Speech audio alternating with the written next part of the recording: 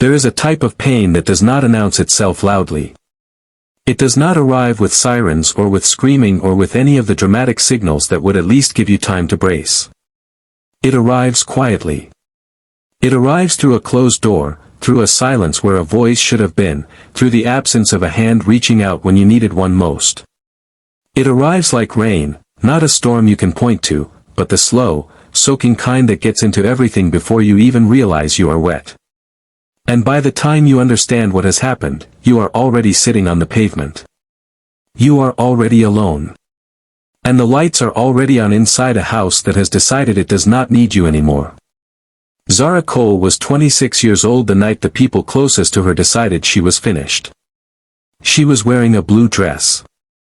She had brought flowers. She was pregnant with a child she already loved without having met, and she had walked up to a townhouse door with her whole heart in her hands, the way people do when they have not yet learned to protect themselves from the specific cruelty of those they trust completely. She pressed the doorbell. She waited. And what came next was not a celebration. What came next was the most carefully planned, most quietly executed, most devastating act of betrayal she had ever experienced, carried out not by strangers, not by enemies, but by her husband, her mother-in-law, her sister-in-law, and the woman she had considered her closest friend in the world. They sent her out into the rain. They did it calmly, without raising their voices, the way people do when they have already decided the outcome and simply need to make it official. Her husband sat at his mother's table and did not stand up. Her best friend kept her hand on his arm so he would stay seated. And Camille Voss, the woman who had spent 2 years waiting for this exact moment, looked at Zara Cole and said 5 words that she believed were the final verdict. She believed those words, spoken in that particular tone, to a woman who had nothing left to fall back on, would be the last thing that needed to be said. She was catastrophically wrong. Because the woman she had just dismissed was not finished. She had not even started. 3 years later, Zara Cole walked into a boardroom in downtown Washington, D.C. and sat down at the head of a table. She was wearing white. She was carrying nothing, because everything she needed was already in the room.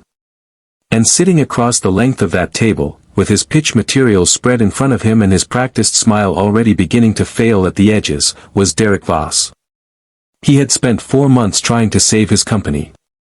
He had been chasing a deal with a holding company called Meridian Real Estate Partners, believing with everything he had that this was his lifeline. He had never stopped to ask who actually owned Meridian. He should have asked. Because the answer that was about to rewrite the rest of his life, was sitting right across from him, watching him with the calm, unhurried patience of a woman who had spent 3 years preparing for exactly this moment. This is the story of Zara Cole. This is the story of what they did to her, and what it cost them, and what she became on the other side of the worst night of her life. Stay with me. Because this story goes places that are going to surprise you. And the ending is something nobody in that townhouse saw coming. Before we go any further into this story, I need to lay 3 questions in front of you. These are the questions that are going to ride alongside everything you hear from this point forward, and when the answers come, and they will come, every one of them, they are going to land harder than you expect, because by then you will understand exactly what was at stake. The first question is this: why did the Voss family feel so completely, so unshakably free to treat Zara Cole like she was disposable? What gave them that particular brand of certainty, the kind that lets a person look another human being in the eyes and say, without hesitation, without apparent guilt, that they were never good enough? The second question: what was the secret that Zara was carrying without knowing she was carrying it? What was the thing sitting just beneath the surface of her life, enormous, life-altering, powerful enough to change not just her story but the story of every single person who had wronged her, that she had no idea existed? And how is it possible to carry something that big without feeling the weight of it? The third question is the one that this entire story is really about. How does a woman who is sitting on a rain-soaked pavement at 2 in the morning, with no money, no home, no marriage, and no baby, become, within 3 years, the most powerful person in every room she walks into? Before we dive deeper, let us know in the comments where you are watching from. We would love to hear from you. And please do not forget to hit that subscribe button so you never miss any of our upcoming videos. Now, let's go back to the beginning. Let's go back to where Zara Cole came from, and understand who she was before the world showed her what it was capable of doing to someone like her. Zara Cole grew up in a house full of light. That is not a metaphor, or at least it is not only a metaphor. The townhouse in northeast Washington, D.C. where she spent the first 18 years of her life had windows that her father, Reginald Cole, had specifically chosen for the way they caught the afternoon sun. He had renovated that house himself, over the course of 3 summers, doing as much of the physical work as he was able to and paying skilled tradespeople for the rest. He had picked out the hardwood floors and the kitchen tiles and the particular shade of cream for the walls of the living room, and he had done all of it with the deliberateness of a man who understood that the environment a child grows up in shapes what she believes the world is capable of offering her. Reginald Cole wanted his daughter to grow up believing the world was warm. He spent his life trying to make that true. Reginald had come from nothing, and when he said nothing, he did not mean modest beginnings or comfortable but not wealthy. He meant nothing in its most literal sense. He had grown up in a neighborhood in southeast D.C. where ambition was treated with suspicion. He had been a serious, quiet, watchful child who read everything he could get his hands on and who understood, by the time he was 14 years old, that the only way out was through school, through work, through the unglamorous, unsexy, daily practice of showing up and doing the thing even when the thing was hard and nobody was watching. He had built his fortune over 30 years, quietly, methodically, in a way that very few people fully understood even by the time he was done. The investment consultancy that bore his name publicly was profitable and well regarded.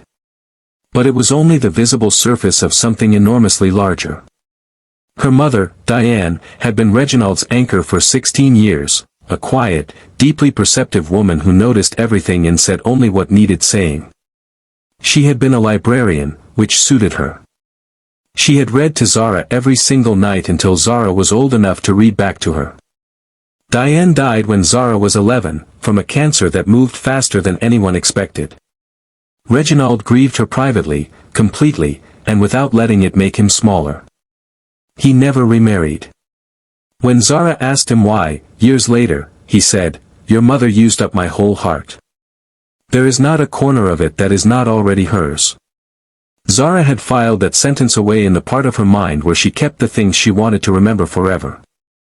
Zara enrolled at Georgetown University at 18, in the pre-med program, and she took to it the way she took to most things in her life, with serious, unhurried commitment. She was not the student who scrambled through assignments at the last minute or who performed brilliance for the benefit of professors. She was the student who read the supplementary material, who came to office hours with questions that revealed she had already thought about the topic more carefully than most of her classmates had. She wanted to be a doctor with the kind of wanting that does not require defending. It was about the fact that she had watched her mother die and had felt, in the years after, a deep and private conviction that her purpose in the world was to stand between other people and that kind of loss. To fix things. To be useful in the most fundamental possible way. She made friends at Georgetown, real ones. She was the kind of friend who remembered what you told her in passing 3 months ago and asked about it when it mattered. She brought food when someone was sick. She remembered anniversaries. She noticed when someone was quieter than usual and she said something about it, carefully, without making it a production. It was in this world, Georgetown, medicine, genuine friendships, the beginning of a life that was clearly going somewhere good, that Jade Rivers appeared. They had met in the second week of freshman year, in the laundry room of their dormitory at 11 o'clock at night. Jade had made a joke about the particular indignity of college laundry, and Zara had laughed, and that was that. They had been inseparable within a month. Zara met Derek Voss in the summer between her sophomore and junior year at a rooftop party in Georgetown that a friend had been insisting she attend for 2 weeks. She had almost not gone. Derek was 23 and objectively handsome in a way that he was clearly aware of but had the sense not to lean on too heavily in conversation. He was funny, which was the thing that got Zara's attention in a way that his appearance alone could not have. He asked about medicine and why she had chosen it, and she told him about her mother, which was not something she told strangers easily, and he had listened without filling the silence with sympathy that wasn't earned. He had just let her say the thing. Then he had said, quietly, "She sounds like someone worth becoming." Zara had looked at him for a moment. Then she had given him her number. What Zara did not understand about Derek Voss, what would take years to fully see, was that his warmth was genuine but not deep. He was a man of surfaces. He could be attentive and present and funny and real in the moments when being those things came naturally, when the situation was comfortable and the stakes were low. But he was not a man who had ever been required to be anything in particular under pressure. He had grown up being given things, the education, the connections, the company, and this generosity had produced in him a specific incapacity. He did not know how to hold a position when it cost something. He did not know how to stay standing when someone he needed was applying pressure on him to sit down. This was not cruelty. It was something almost worse. It was weakness dressed up as compatibility, presenting itself as love until the moment love required something from him that he could not give. She left Georgetown's pre-med program 8 months into the marriage. It did not happen as the result of any single conversation or ultimatum. It happened the way things happen when you are in love and you are busy and someone you love needs more of you than the life you are currently living can give them, and you tell yourself it is temporary. Derek's company was under pressure. She poured the ambition she had been pointing at medicine into the marriage instead, into building a home, into learning the rhythms of his business, into being the person he came home to who could make the difficult days smaller. She was good at it. That was both her strength and, in this particular circumstance, her undoing. The cracks began in the second year. Derek started staying at the office later. He started taking calls in other rooms and returning with a tightness around his jaw he never quite explained. He started being in the same room as Zara without quite being present in it. Zara noticed. She asked. He said it was the company. She believed him. Then there was Jade, somehow a regular presence at Voss family dinners without any explicit invitation Zara had extended. Jade, who knew Camille's preferences and the names of the household staff in a way that suggested she had been around considerably more than Zara had understood.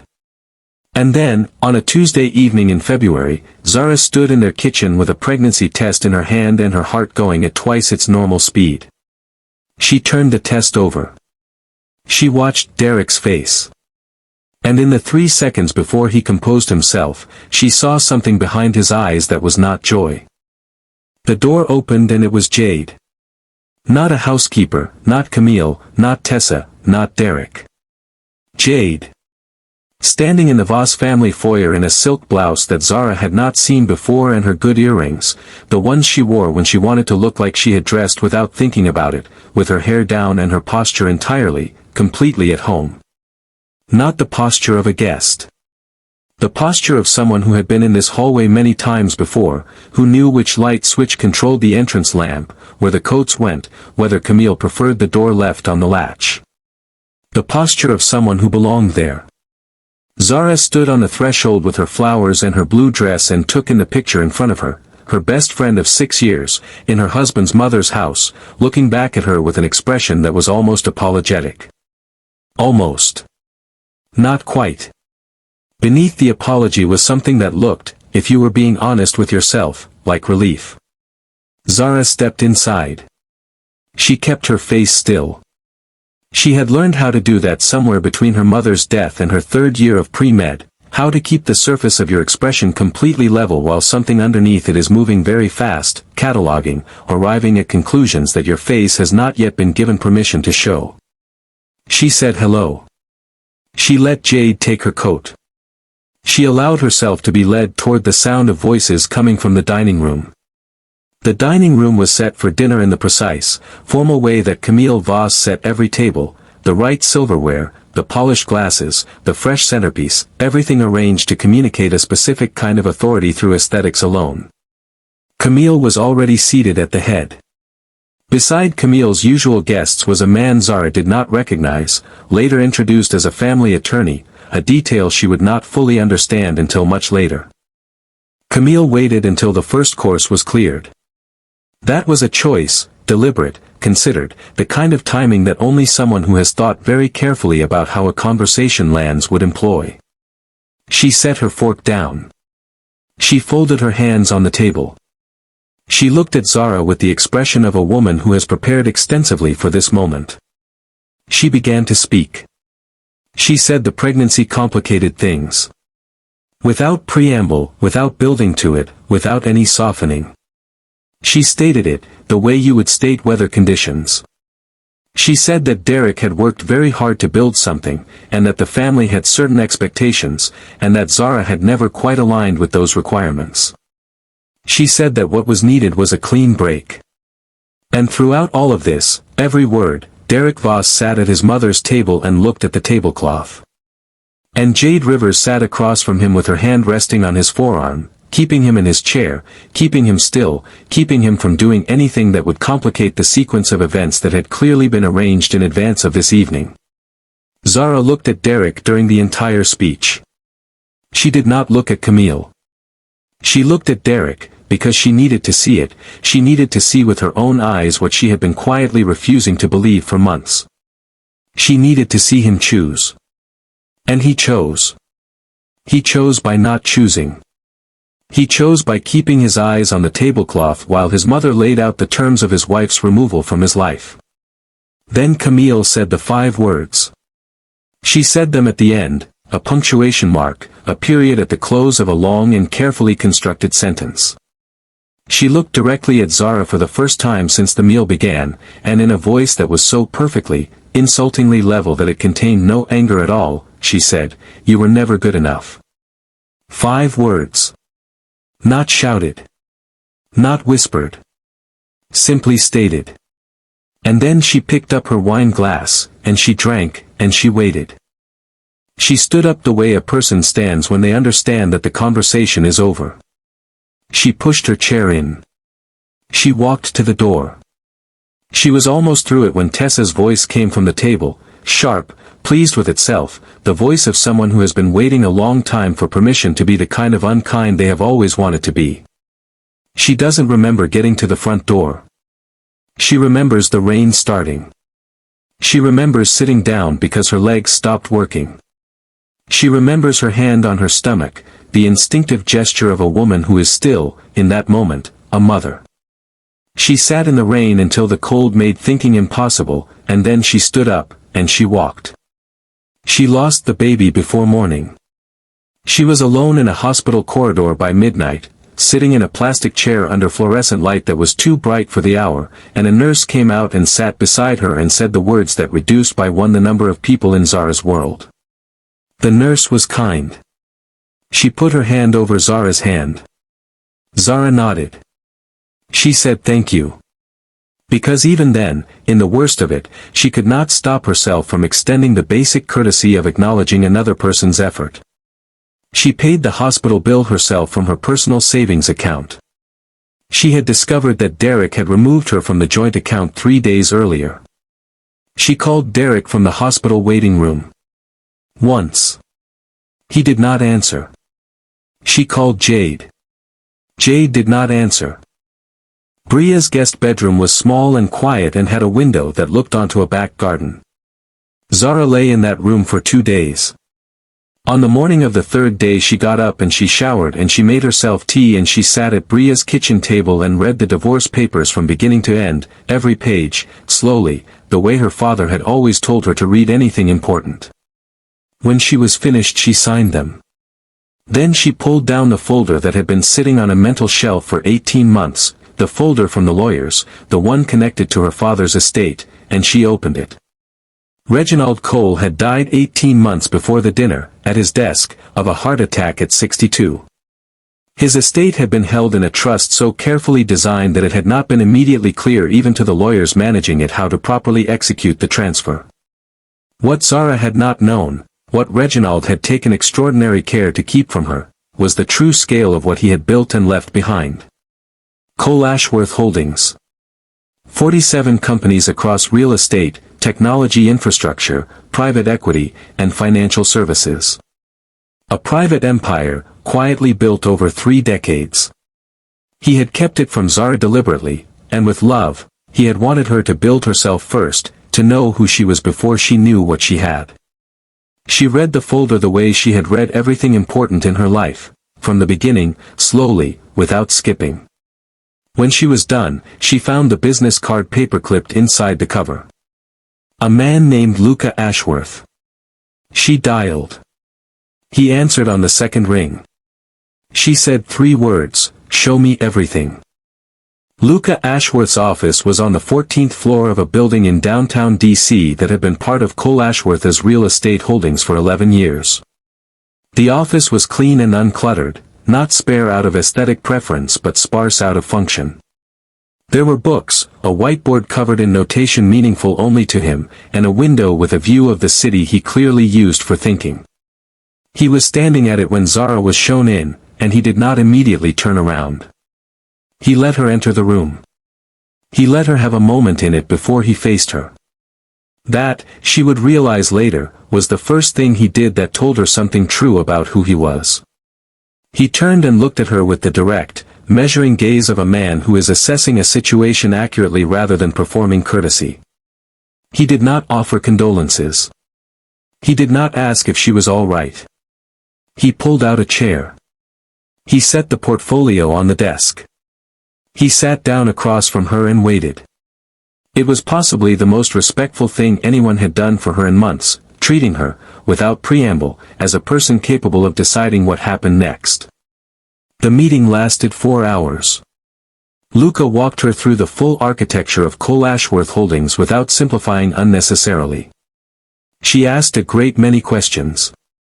She circled back to things that didn't add up. She found the one number in a 40-page financial summary that didn't sit right with the context and asked about it specifically and correctly.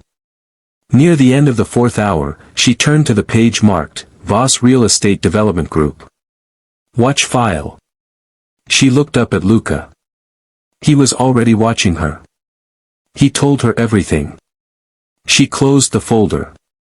She said, "Do not close that deal yet. I need 60 days. What followed was not a montage. It was not a makeover. It was not the kind of transformation that happens in a movie with a new haircut and a training sequence and a song playing over the top. What happened to Zara Cole over the next 8 months was quieter and harder and more permanent. She showed up every day. She sat in meetings with people who had been running these businesses for years and who had complex, unspoken feelings about the young woman who had appeared at the head of the table through inheritance rather than tenure. She did not address the unspoken feelings directly. She addressed the work. She read everything. She asked the questions that revealed she had read everything.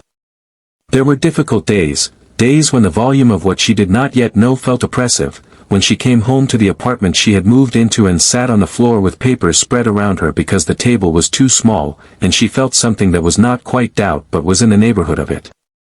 Those were the nights she thought about her father. Not with grief, exactly, but strategically.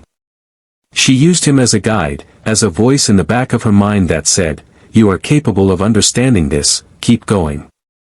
Luca worked beside her through all of it. He did not cushion his assessments. When she made a decision that was technically defensible but strategically not quite right, he said so, explained why, and moved to the solution before she had time to feel embarrassed about the question. There was one evening when she was alone in the conference room past 11 with 3 contracts she could not solve. Luca came back and found her. He sat down. He picked up the contract. He said, "The issue is not in this document, it is on page 42 of the 3rd file." She found page 42. He was right. They worked 2 more hours. At some point she looked up and said, "My father chose well." He was quiet. Then, he did. Both times. Derek Voss's company had been struggling for 2 years by the time Zara walked into Luca's office. A major development project had gone significantly over budget. A commercial deal had collapsed. And beneath it all ran a pattern in the company's books, outgoing payments classified as vendor invoices that corresponded to no actual vendors, wired to accounts that traced, through 2 layers of corporate structure, back to Camille Voss's personal holdings. Camille had been pulling from the company for 4 years. Not recklessly, steadily.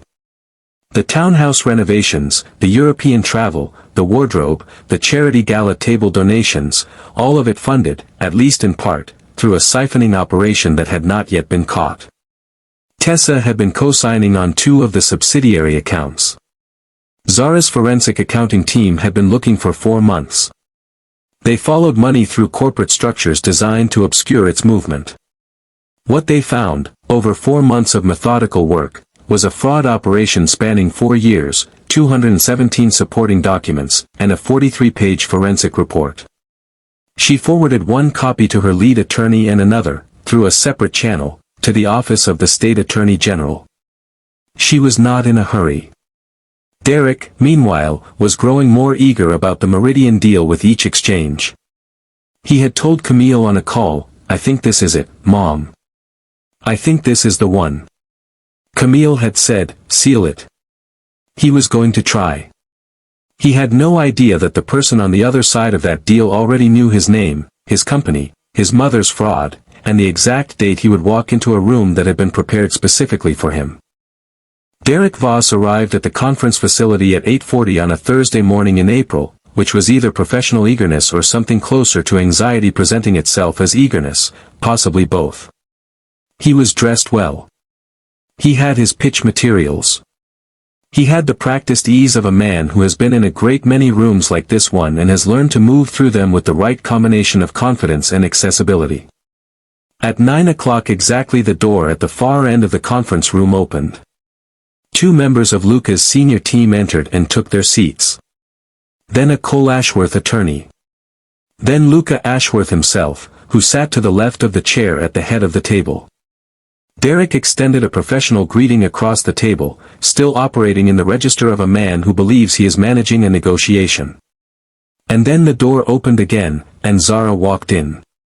She entered the room the way her father had always told her to enter a room, as if the floor had been expecting the weight of her. She was in white. A suit that fit her like a decision made deliberately and without doubt. She walked the length of the table to the chair at its head. She sat down. She looked across at Derek Voss. And she watched the thing that happened to his face. It happened in stages, first recognition, then confusion, then the beginning of understanding, then the full arrival of understanding, and then the thing that came after understanding, which had no clean name but which involved a man realizing that something he believed was safely behind him had in fact been traveling parallel to him the entire time and had arrived, quietly, ahead of him. She told him she was the owner of Meridian Real Estate Partners. She told him she was the sole heir and CEO of Cole Ashworth Holdings, which meant she owned every subsidiary he had been in negotiations with for the past 4 months. She told him his presentation was on the agenda and she would love to hear it. She folded her hands. She waited. What followed the boardroom was methodical and quiet and thorough in the way that only things that have been very carefully planned in advance can be. The asset acquisition was completed through legal channels prepared weeks in advance. Voss Real Estate Development Group, its projects, its contracts, its properties, passed into the Cole Ashworth portfolio in a transaction that was technically voluntary on Derek's part, in the sense that the alternative was a civil suit, a forensic audit, and the kind of public disclosure that even his attorney advised strongly against. The forensic accounting report reached the State Attorney General's office on a Monday. Investigators arrived at Camille Voss's home on Tuesday morning. She was still in her robe. The charges were serious: corporate fraud, systematic misappropriation of company funds, falsification of vendor documentation across 4 years. Tessa Voss was named as a co-signatory. She was taken into custody before the week was out. Derek called Zara's direct line the afternoon the acquisition closed. She took the call. He talked. He said he was sorry. He said he had been weak, which was true.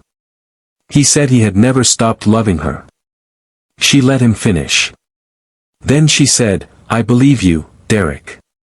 A pause. Then she said the rest. She said she had believed him the night he watched his mother send her into the rain without standing up. She said she had believed him every hour she spent in that hospital alone. She said she had believed, for a very long time, that loving someone was a sufficient reason to remain inside a situation that was harming her.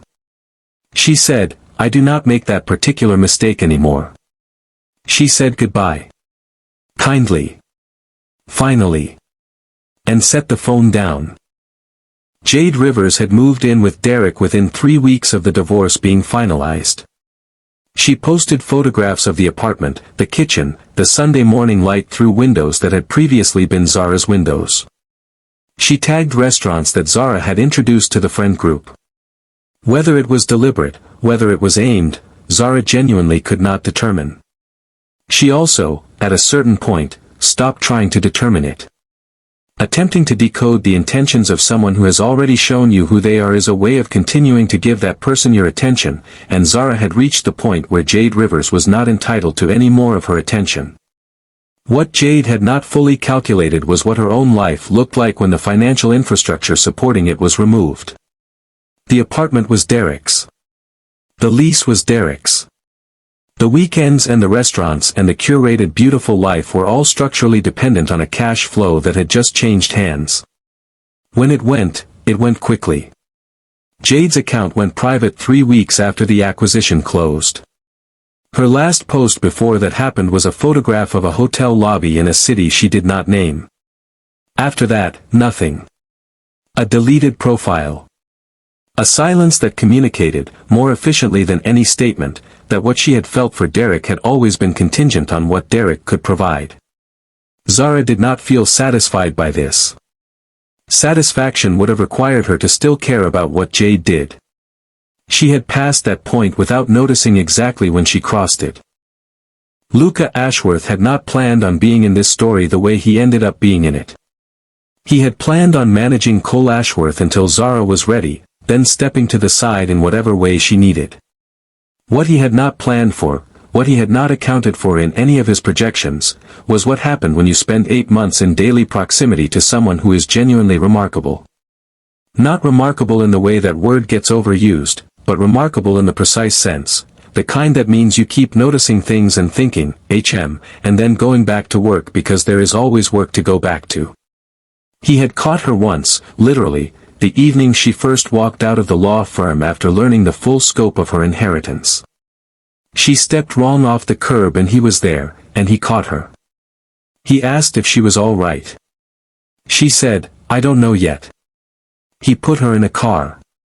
He went back to his call. And he spent the next 6 hours telling himself that what he felt on that sidewalk was professional concern. He was not entirely wrong. He was also not entirely right. She had told him, around the 5th month, that she was not sure she was ready to trust someone the way time and proximity were beginning to suggest she might trust him. She said it directly, without drama. He listened without rushing to fill the silence with reassurances. He said he was not asking her to decide anything. He said he was going to keep showing up, consistently and without condition, and let the pattern speak for itself. She looked at him for a long moment. Then she said, quietly, "That is exactly what my father used to say." He did not know what to say to that. It was the kind of sentence that closes a conversation cleanly in the best way. So he said nothing. She smiled, the small, private smile she reserved for things that were both painful and good at once. And that was how it began. 6 months after the acquisition, Cole Ashworth Holdings announced the launch of the Reginald Cole Medical Initiative, a scholarship fund for young women from low-income backgrounds pursuing careers in medicine, funded entirely from the proceeds of the Voss development portfolio. The first cohort was 22 young women from 14 cities across the country. 12 were black. 4 were first-generation college students. 3 had previously enrolled in medical programs and left, for financial reasons, for family obligations, for the grinding exhaustion of being in an environment that had not been designed with them in mind. Every single one of them had been told, at some point and in some form, that the path they were trying to walk was not the right path for them. Zara had read every application personally. She knew what to look for. She knew what it looked like when someone was telling the truth about what had been done to them and what they intended to do about it. She spoke at the opening ceremony in the building that now bore her father's name. She had written the speech herself, 3 times. The third version was the honest one, shorter, direct, no cushioning. She did not mention Derek. She did not mention the Voss family. She talked about her father, about what he had believed, about why he had kept his empire quiet. And then she said the things she had needed to say for 3 years, the people who told you no were not an authority. They were simply people who could not see what you already knew about yourself. Do not wait for their permission. Take the room. The room was on its feet before she finished. She stood there in the full, physical, actual sound of it, and she let it reach her. She was done keeping her face still. She had earned the right to let it show. Derek Voss lives in New Jersey. He works as a sales associate at a property management company in a mid-sized city, in a role that is entirely competent and entirely unremarkable. He declined 3 requests for interviews from real estate trade publications that tracked the story of Voss Development's acquisition. His friends describe him as quieter than he was. A man who has had the specific experience of looking directly at the worst version of himself and cannot quite stop seeing it in a room with a mirror. Camille Voss accepted a plea agreement 8 months after the charges were filed. 2 counts of corporate fraud. The settlement required forfeiture of assets, which, once fully traced, amounted to considerably more than Camille's own accounting of the situation had suggested. The townhouse sold at auction for less than its appraised value. She moved to a smaller city, a condominium, a life that is comfortable by most standards and devastating by hers. Her name no longer appears in the charity gala program she had spent 30 years maintaining her presence in. Tessa received a suspended sentence and community service. She relocated to the Pacific Northwest. She has not contacted Zara. And Zara Cole Ashworth, CEO of Cole Ashworth Holdings, following a ceremony attended by 11 people in a garden in Maryland in October, keeps the original divorce papers framed on the wall behind her desk. Not as pain. As a marker. As the place on the map that says, this is where it began. This is the distance between who they thought she was and who she turned out to be. Before I let you go, I want to ask you something. Not a rhetorical question, a real one. Because this story has a lot of moments in it where a decision was made, and I have been thinking, throughout all of it, about which decision matters most. Not Zara's decisions. Zara's decisions are largely the story of a woman doing the best she could with what she was given and finding out that the best she could do was extraordinary. I want to ask you about Derek's decisions. Was there a moment, one single moment, where Derek Voss could have changed everything? Not by being a completely different person. Just by doing one thing differently. Was it the dinner, when he sat at that table and did not stand up? Was it the hospital, when the phone rang and he didn't answer? Was it earlier, the call he made to his mother after Zara told him she was pregnant? Or was it even earlier than that? Drop your answer in the comments. I mean that genuinely. And this is the part where I want to hear from you directly. Where are you watching from today? Drop your city, your state, your country in the comments below. Whether you are in Houston or Harlem or Chicago or Charlotte or across the ocean in London or Lagos or anywhere in between, I want to know. If this story reached something in you, share it. You never know who in your circle needs to hear about a woman who sat on a pavement in the rain and got back up and went somewhere nobody expected her to go. And if you are not yet subscribed to Narrativa Mind Tales, please hit that subscribe button right now. Because where every story rewires the mind, there is always another story coming. The next one is already written. And it is waiting for you.